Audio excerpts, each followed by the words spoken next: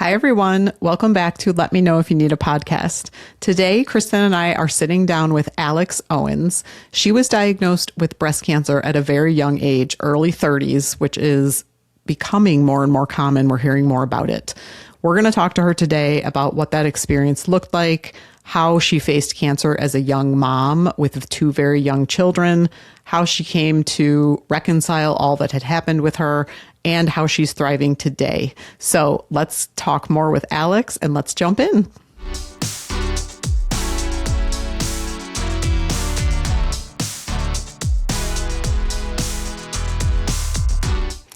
Hi, everyone. Welcome back to Let Me Know If You Need a Podcast. Today, Kristen and I are sitting down with Alex Owens. She is a breast cancer survivor. She's also a mom, and she was a young mom when she went through breast cancer. So we're going to talk more about that. But she's also amazing. She's killing it with Kansas City real estate and has been for a long time. Pre-cancer, pre-kids, I just learned. So lots of cool stuff going on. Thanks for coming, Alex. We're so happy to have you. Thanks for having me. Yeah. Good to have you. So Alex, tell us, Alex and I've heard a little bit of the backstory because I usually chat with people offline, but tell us a little of like back to that first, everybody I think remembers when they first realized they had breast cancer. Take us back to that time.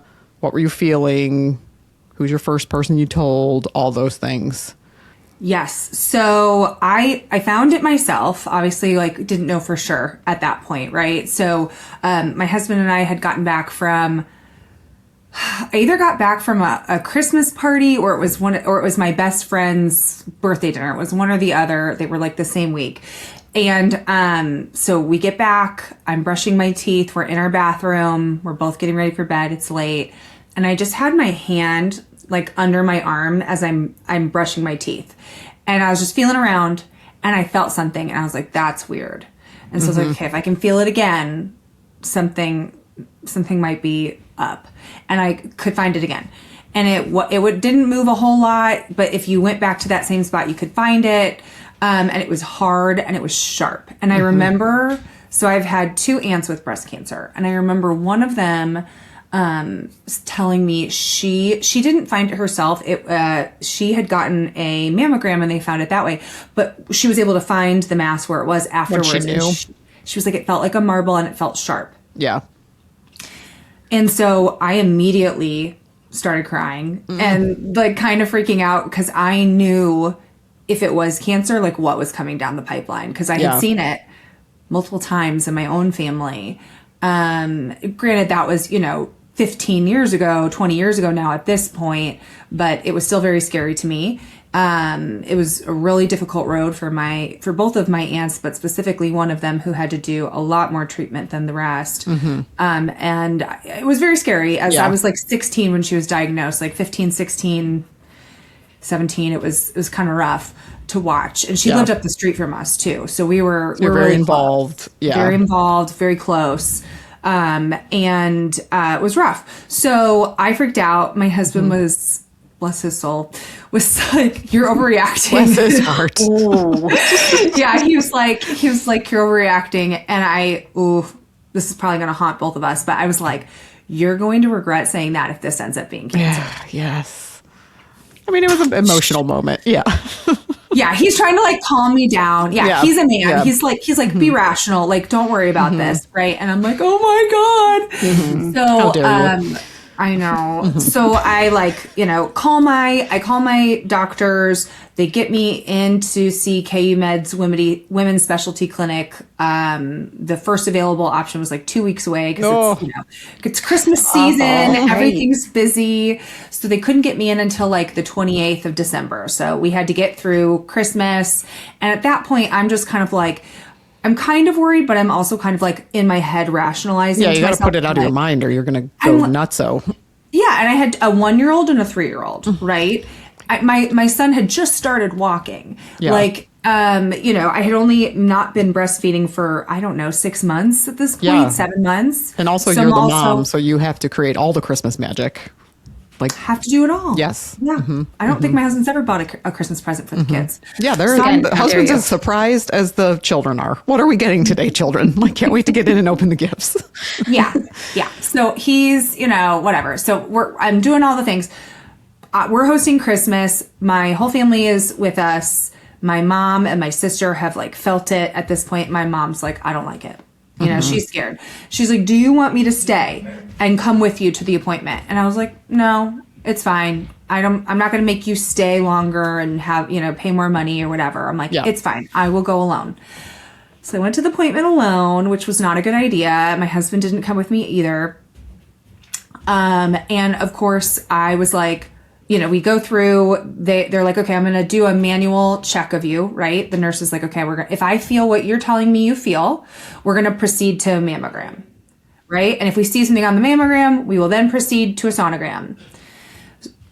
Everything. She was like, yep, okay, I feel it. So then we go to the mammogram. They're like, okay, we're going to bring you to the sonogram room. I'm like, great. So we go to the sonogram room, and this all happens in pretty quick succession. Yeah. And I was not in the sonogram room for long before the doctor came in. The nurse was like, the doctor's going to come talk to you. And I was like, great. Yeah, so the doctor more experience. Yeah. Which is nice to have someone talk to you right away. So they're not like, hey, we'll call you. And you're like, right, leaving you unread for a while. So a couple questions. So when you say it was sharp, was it a sharp pain or did it feel like hard? The edge feels hard? Like cylindrical? Yes, sharp. It felt like almost there might be like a little point or something. Okay. Like that's how it felt sharp. I was not feeling any pain. Yeah. But I could feel like it was like a little ball, but it was like sharp on the side, right? Okay. And so I was like, that feels weird. And with your family history, had you been doing routine mammograms or like this was your first one? No, I was 33. You're really young. 33. Yeah. 33. Yeah. So not even at the point where you would screen as a high risk person. No, I mean, I remember my dad talking to me and being like, because it was his sister, and then my mom's sister also had breast cancer, but hers was like stage 0, and that was the only person on my mom's side that we've ever known to have breast cancer. Whereas on my dad's side, my aunt had it, and then their aunt, so my dad and my aunt's aunt also had breast cancer. And so I was pretty sure it was stemming on that side, and I did do genetic testing. And I did the larger panel, and sure enough, I have a genetic mutation. It's like a variant of unknown significance, That's right? what I have too. Yeah, it's called RAD50, so they can't say for sure anything. What a misnomer. Yeah, but my parents got tested. My mom doesn't carry it. My dad does, and my aunt did the testing again because when she did it 15 years ago, they didn't have. Yeah, they only had like 10 things to test for. I tested for like 500, and sure enough, she has it. So I'm pretty sure. Yeah, that seems to be the lineage. The trend there. But so yeah, I was only 33. I remember my dad being like, you need to get tested at 40 because that's about 10 years before your aunt was diagnosed. I had planned on going in at 35 to get my first mammogram, to be like, hey, I think that I'm high risk enough that I should start getting mammograms at 35. And 2 years before that, that's when I found it. So we had other plans. Yeah. So the doctor comes in and confirms it on the spot, or gives you like this seems pretty sure and we have to get you a biopsy? She was like, you have cancer. Yeah. My guy was she was like, she goes, I am so sorry, but you have cancer. And I was like, I start, tearing up and being like, I think you have the wrong person. Like, I think you might be in the wrong room.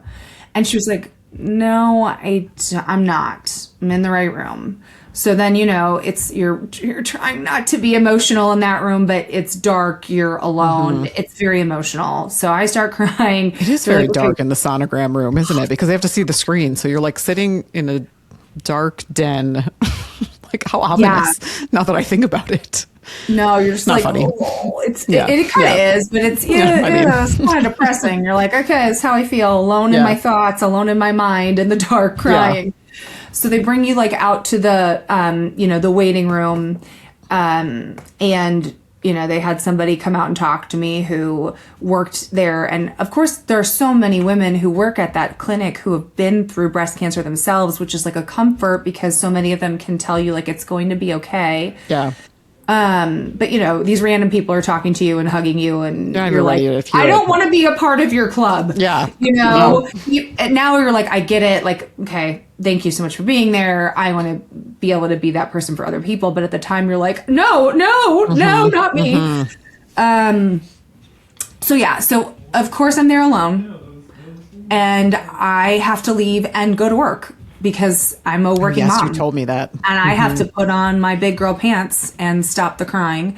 So the first call I made was actually to my assistant to tell her that I have cancer and that I'm going to probably need some help, and I'm going to need to talk to Kristen, who's my team leader, to figure stuff out. So that's the first call I made. And then the second call, I got a call from a client. So I had to jump on a call with them and act like nothing happened.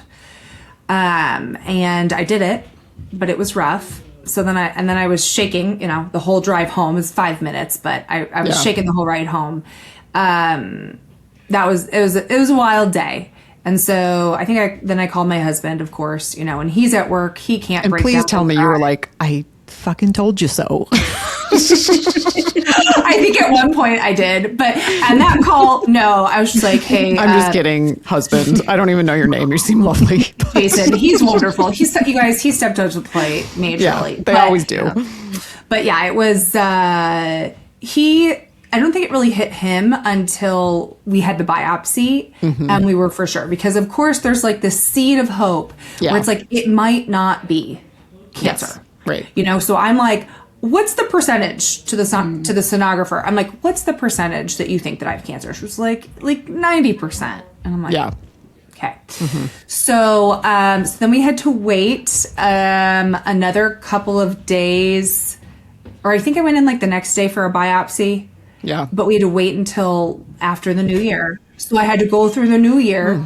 We had to wait like another 5 days for the results because of holidays and things like that. So we went to a New Year's party, to our friend's New Year's party with the kids. And I was just like trying not to be depressed, and I didn't tell anybody. Yeah. I think I had told like a couple of my closest friends what was going on, but not the friends I was spending New Year's with. I didn't want to bring down the vibe, Yeah. So that was kind of, and then we got the news a few days later, and that's one of the only times I've ever seen my husband cry. Yeah. He's a very stoic guy, and so he does not do emotions well. I have to really like pull it out of him. I have one of those too. He's a robot. Love you, Call. I love them, but I have to be like, hey, I need a hug, and I need you to tell me you love me. I know you do. I need you to say it. Yeah. And then, I get it immediately. So but you got to push. But that was hard. Yeah. I've never seen him cry like that. I've seen him cry only a handful of times in 15 years. Okay. So your kids were very young.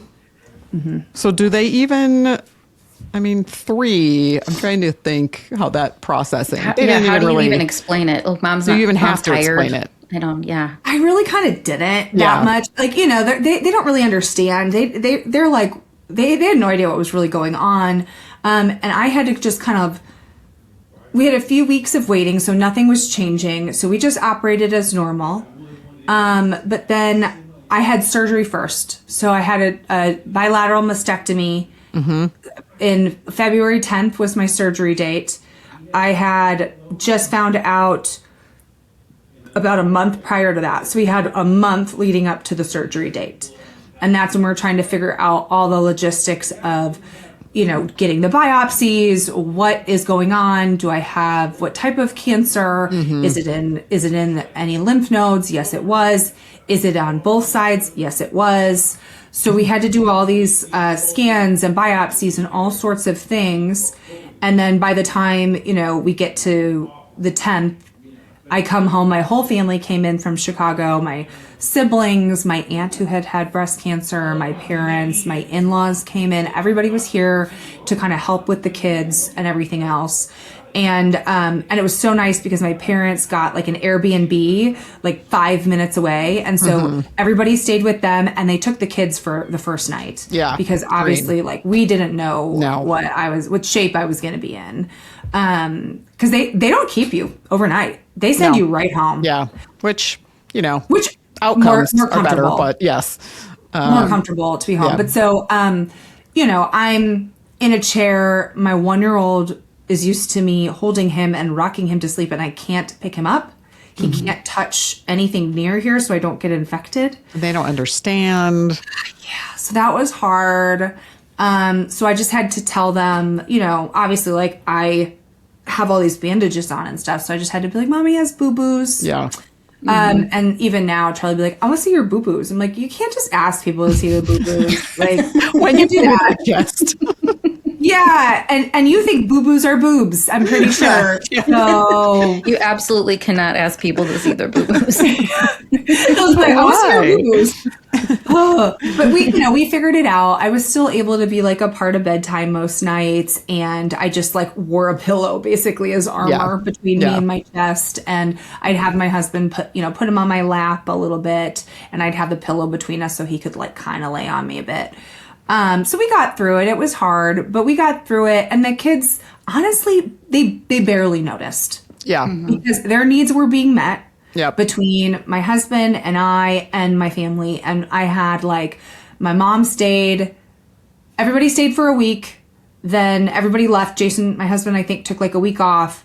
And then my mom came back. And then my mom was with us for a week. And my mom might have even been with us for 2 weeks. It was like my mom was with us for a week. And my sister came in for a week. And then one of my best friends came in for a week. Oh, so you had like a nice, very good support network. Yes, because you can't, when you have a bilateral, they're like, you cannot do any chores for 6 weeks. Nothing. No cleaning, nothing Lifting your repetitive. arms. You can't lift them past here. You can't drive for a couple of weeks until the meds wear off. So I had to, I was like, I got to get off those meds in 2 weeks. I got to get back to work. I got to drive. So I got off the meds. I was back to work in 2 weeks. I mean, I did work from home. Yeah. But I was back driving in 2 weeks. So 2 weeks after that, my husband had to get a biopsy on his kidneys, and I had to drive him to the hospital to get this biopsy done. And my mom, conversation happens in the car. Like, okay, well, here we go, sweetie. And you're both in your 30s. Like, I know. God, the drama. Terrifying. And our dog had like a tumor growth on his literal butthole, and we had to get that checked to make sure he didn't have cancer. Luckily he didn't, but all within 2 weeks this happened. So anyways, my husband like drove us up there, and then I had to drive him home because he had to be like sedated to get this. I was like, you have to be sedated to get your biopsy on your kidney, which is so funny because I never got sedated for anything. No, they just go at it. I'm sorry, they treat men and women so differently. They babied the hell out of him. No, they can't handle as much. I have a question for you both. I have not had any sort of mastectomy. What's a bilateral mastectomy? That means Both sides. Both knockers. Both sides. Okay. So it's the clinical way of saying double. Both sides, yes. Thank you. Yes, ma'am. I know, it's kind Anytime. of confusing. I used to say double mastectomy all the time, and then like medical people would be like, you mean bilateral? And I'd be like, sure. Yeah, we all know. Thank you. I learned something today. Let Me Know If You Need a Podcast is sponsored by Gift Well Soon. Do you have a friend who needs help but is too overwhelmed to ask for it? Let Gift Well Soon do the asking for them. Gift Well Soon, the care registry for life's toughest moments. Everybody, when you're a mom, I think we all have like mom guilt a bit. Did this experience kind of help you like change how you feel about being a good mom?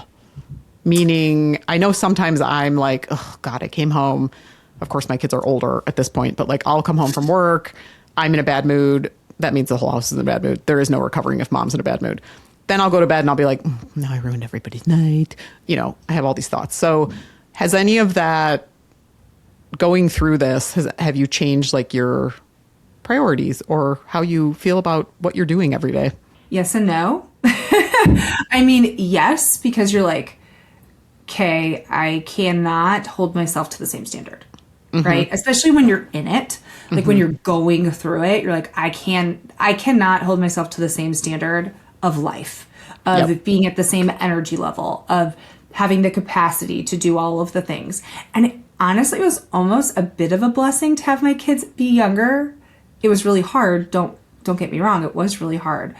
But in a way, we didn't have a lot of activities. My kids weren't in soccer or any of that stuff yet because they were so young. I didn't have to get them to anything except for daycare. Right? So I got up in the morning, got them to daycare, but like I didn't have to get them to and from a bunch of activities. So I don't feel like they were missing a whole lot.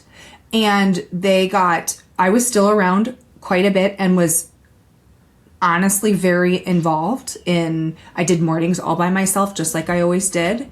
I was a part of bedtime every night. I was a present parent still. Yeah. I that was like a decision that I made very early on in my diagnosis of like, hey, you got to still show up.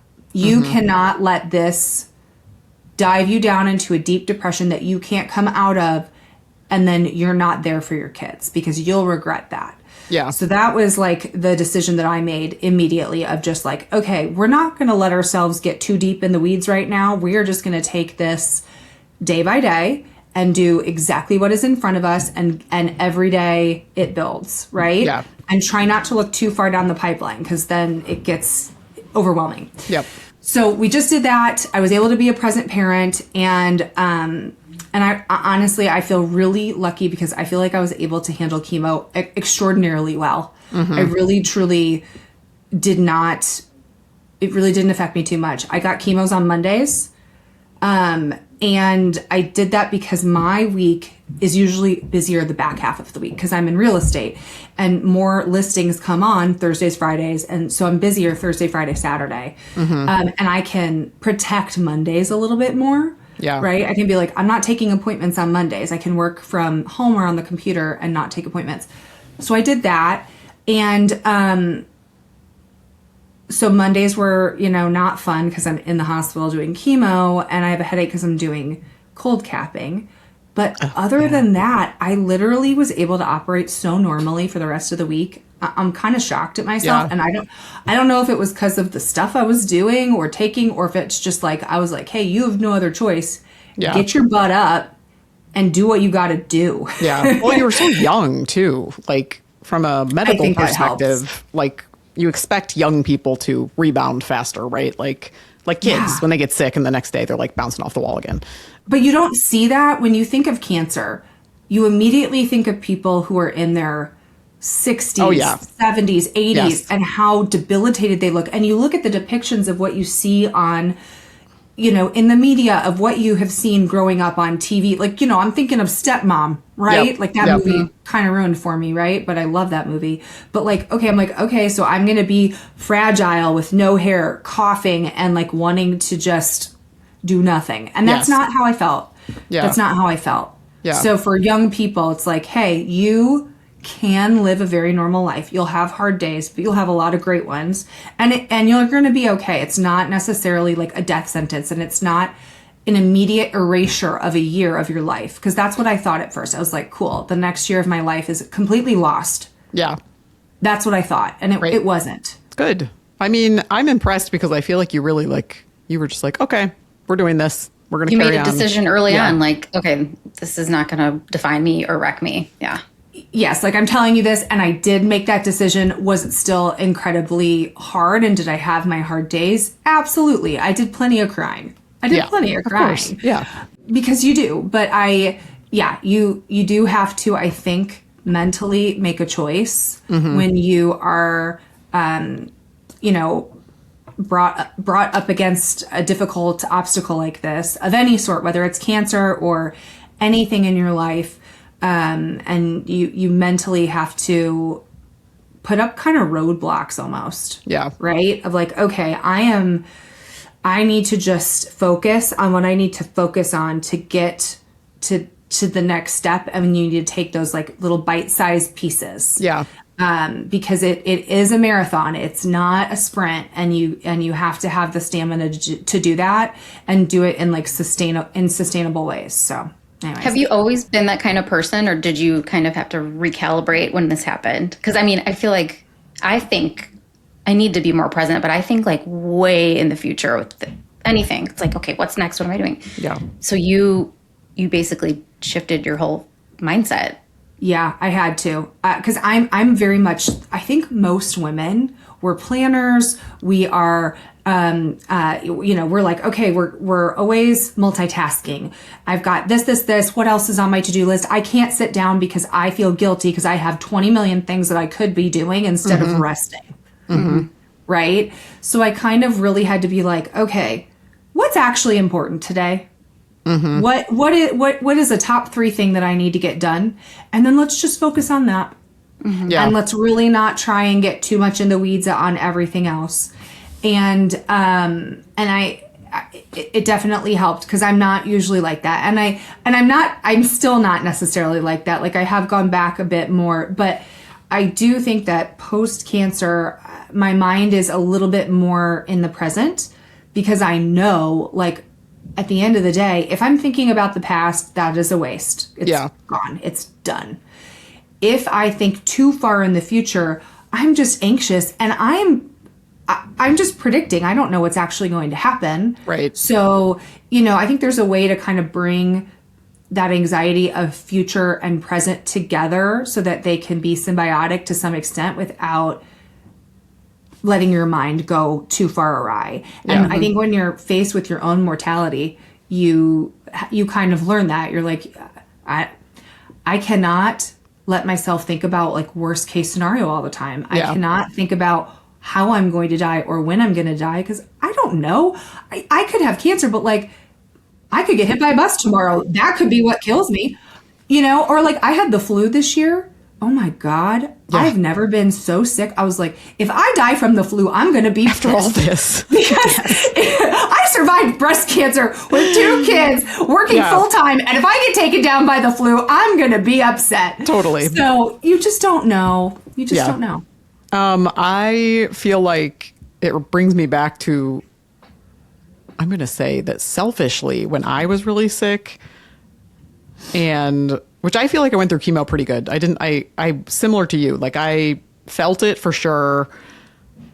I had some days where I was like, ugh, this is not great, but it was a bit of a relief because I was like, oh, I don't have to high function. Like I have an excuse right now. Yeah. Like that excuse after years and years and years of being like, okay, I'm taking care of everything and everyone, and I'm going to be available to everybody to then be like, yeah, I'm not doing that today. I'm going to like sit in bed, which now that you're saying it, I don't do that enough anymore. I need to sometimes just be like, not coming today, not available, I'm sitting on the couch. Well, and I didn't overschedule myself. You know, I didn't say yes to everything. And I've kind of gone back to that, which is hard too. I know I have too. Right. But I feel like life has changed a lot. And I think you and I were, had cancer similar year. When were you diagnosed again? What year? Yeah. I was 39. It was 2022. Yeah. So I was the year after. So it's like still kind of COVID-y. Do you know what I mean? Mm-hmm. And so there wasn't too much stuff going on anyways. Like when I first started going through chemo, they were still mandating masks be worn. Yes. In the chemo centers. Yep. By the time I was at the back half of chemo, they weren't doing it anymore. We did not have to wear masks to go into chemo anymore. So like I was right there at that cusp of COVID and not COVID, but I felt like life was still operating a little bit more COVID times where people weren't overscheduled. There weren't a million things to do all of the time. And I still had little kids, so we didn't have sports and things like that. Yeah. So I felt like I did have the breathing time, whereas like now my kids are a little bit older. We do have sports and life. All of a sudden, everybody's like, COVID's over, which, you know what I mean? But people are like, hey, back to life as normal. Yes. And everything's overscheduled. And I'm just like, K. Mm-hmm. I will do everything. And then this Christmas, I was like, I need to learn to say no again. Yeah, like, I will say, I feel like I fill the plate, but I think I'm a little more cognizant about being like, no, I don't want to do that. Right. If it's something that I'm like, this is not benefiting me or anybody that I care about closely, it's pretty easy for me to be like, no, this is not on the agenda this week. So I think I'm better about that. No. Yeah. I love declining an invite. I mean, with no explanation. When someone's like, you want to come to the party? And you're just like, no. No, thanks. No, I'm good. I love that for you. It's too exhausting to make up the lie. Just say no, thanks. Yeah. It's okay. Yeah. What's somebody to say? Just no thanks. I don't know. My friends kind of bully me sometimes, but like, that's whatever. I can handle that. But Yeah, let this be a reminder. Cannot say no. This is a reminder. You're allowed to say no. Okay, so we obviously focus a lot on support, and it sounds like you had an amazing support system. Did you get the offer, let me know if you need anything? And did that feel slightly stressful? Like, I don't know what I need, or I don't want to handle this question? It is, but it's also, I understand. Oh, it's totally. Because it's like, what do you say? And I know. Even now, after my experience, I find myself being like, what do I say to somebody going through something difficult? Yep. So, what I've tried to shift to is, instead of saying like, let me know if you need anything, is saying, how can I be of service, or how can I help you? So that it's showing people that I do want to help. I'm not just saying this to be nice. I actually want to help. So tell me the thing I can do to be helpful, rather than me just giving you the out of being like, no, we're good. Right? So if I say, how can I help you today? How can I help you this week? Can I bring a meal? Whatever. Yeah. You know what I mean? It's easier for somebody to accept, I think, when you state it that way. And if you state the timeline, if you put the timeline in there, it's nice too. Like if you say like, hey, I'm available. I just want to let you know I'm open this afternoon. So can I bring dinner? Can I? Yeah. Or even just saying the meal. It's like that alone is specific enough, right? In the next 2 weeks, is it helpful if I drop off food? Or like, is it more helpful for me to send you a DoorDash gift card? Yeah. Right? Because I don't know anybody who wouldn't say no to a DoorDash gift card. Yeah. I personally, meals are great. I do, like, there were a lot of people who wanted to drop off meals, and that was really helpful to not have to think about cooking, or my husband having to cook for the family, every night. But honestly, sometimes it was like, what if somebody brings, like, I'm a very healthy eater, and especially during chemo, I was like, I don't want to eat crap. And not that people would cook crap, but like people might cook something and I'd be like, I don't want to eat that. Well, and you had little kids too, so they're not like digging into a, No, I'm making a second meal anyways. I'm making a second meal anyways. So the DoorDash gift cards or Grubhub or any of that was super helpful. Because you could pick what you need, what you wanted. Yes. Yeah. So I feel like that's a great way to be helpful without having to inconvenience yourself too much, but also allowing the person to do what's going to be best for them. Or even just like frozen stuff is good too. Like a frozen casserole, or like a lasagna, or enchiladas, things like that. Yeah. I think those are great. Was there anything that stuck that like you still remember that you're like, oh man, that person was so amazing, or they did something so amazing? Because obviously you had a lot of people coming in, staying with you. I mean, staying with you for a week, a friend coming to stay for a week is pretty amazing. That's an amazing friend. She's the best, one of the best people I know. She did so much for me during this time. So she's a stay-at-home mom in St. Louis. And so she was like, hey, I'm going to come in for a week. And I'm going to help you because I can line this up and I want to do that. And I was just so tired and broken down, obviously. I was only, a few weeks post everything. So I was like, sure. What am I going to say? Yeah. Sure. I guess I do need the help. And sometimes you want to say no, but you want to say yes at the same time.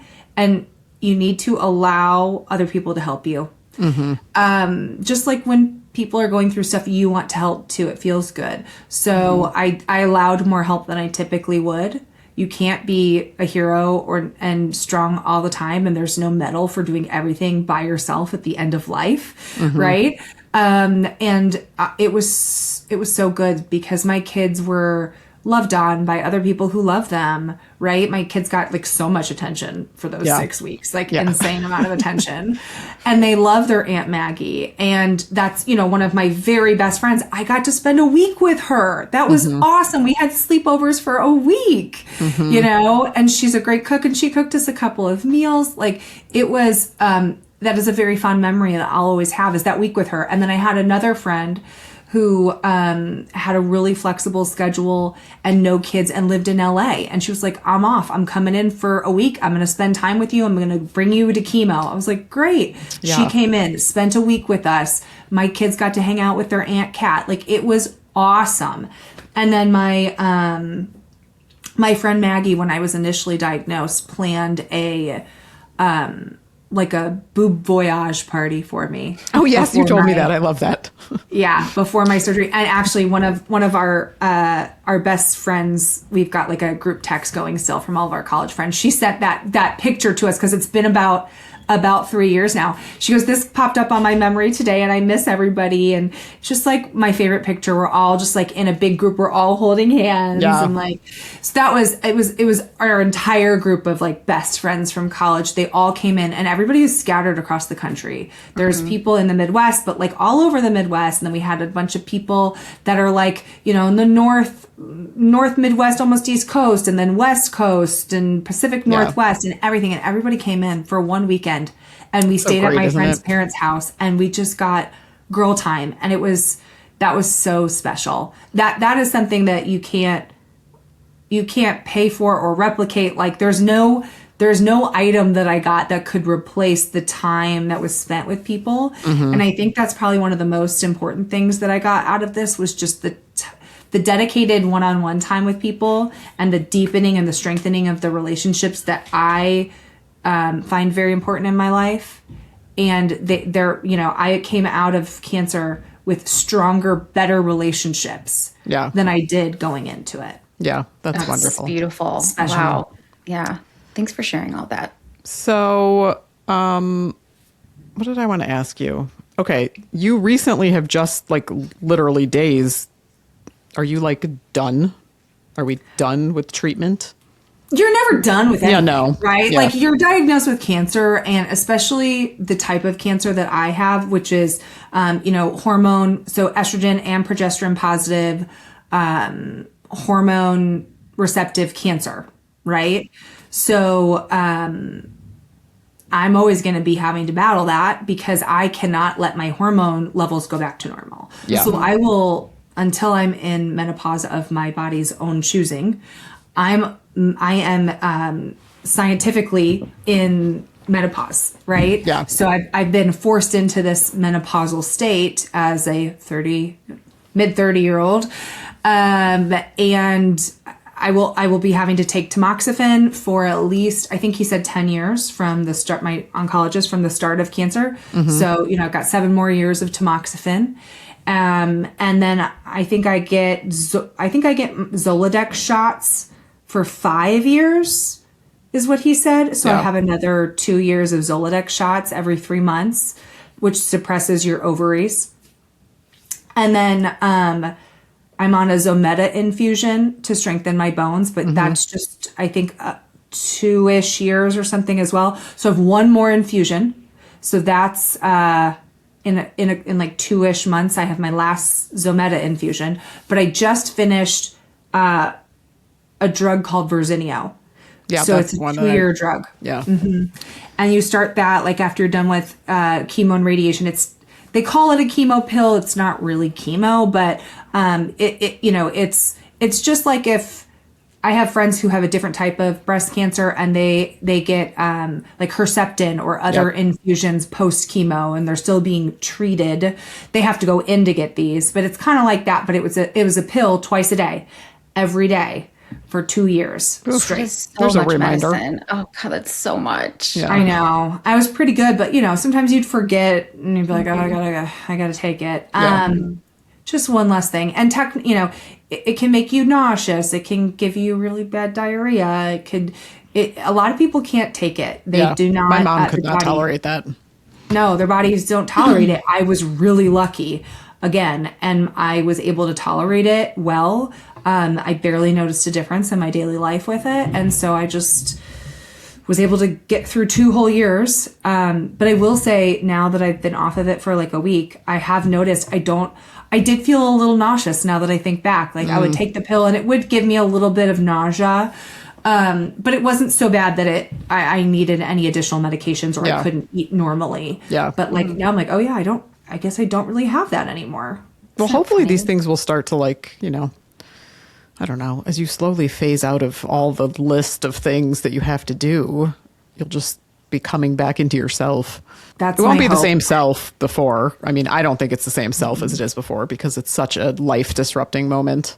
There's the you before cancer and there's the you after cancer because you get it and you fundamentally change. Your opinions on things change, your perception of time and the world and other people and like what's actually important, it changes because you are forced to make these decisions of like, okay, I'm going through my life every day. Things are happening to you. How are you responding? And like, what's worth upsetting my peace for? Yeah. Right. What's worth being upset for? What is worth me taking time out of my day and away from my family to do things for? Yeah. Right. So you get clearer on those things.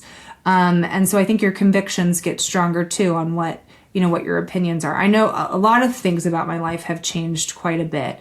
My opinions on some politics, my opinions on my own health and prioritizing that. I was always like a healthy person, but it was very much a surface level, like, okay, I eat my vegetables, I exercise, and I sleep fairly normally. And now I'm like really taking a good hard look at things, going, I don't eat enough protein, and I probably don't sleep enough, and I don't rest enough. The sleep, yeah.